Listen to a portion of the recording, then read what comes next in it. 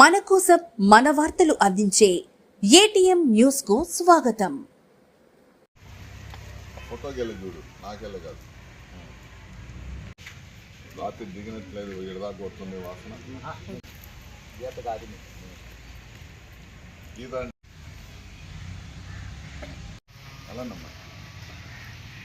నమస్కారం అండి. రాష్ట్ర ప్రభుత్వం యొక్క ఆదేశాల మేరకు మరియు జిల్లా కలెక్టర్ గారి యొక్క ఉత్తర్వుల మేరకు ఈరోజు 31వ తేదీ నాటికే పెన్షన్స్ పంపిణీ కార్యక్రమం నిర్వహించడం జరుగుతుంది.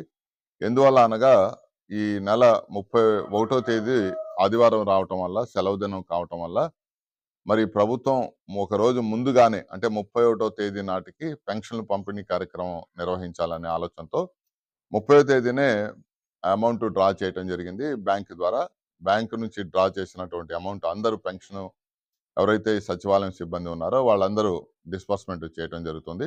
ఈరోజు ఉదయం నుండే 6 గంటల నుంచి పెన్షన్లు పంపిణీ కార్యక్రమం నిర్వహించడం జరుగుతుంది.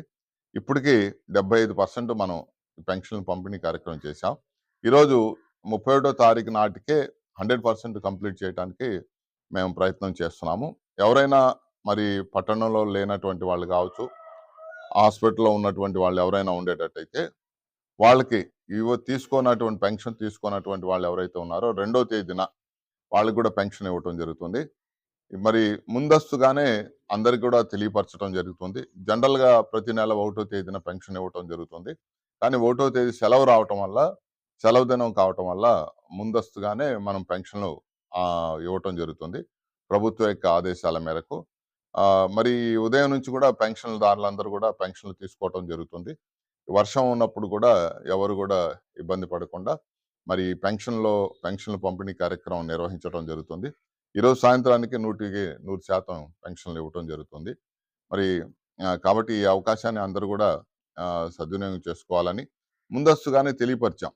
ప్రభుత్వం ఆదేశాల మేరకు ముందుగానే పెన్షన్లు ఇవ్వటం జరుగుతుందని ఆ పెన్షన్దారులందరూ కూడా తెలియపరచడం జరిగింది.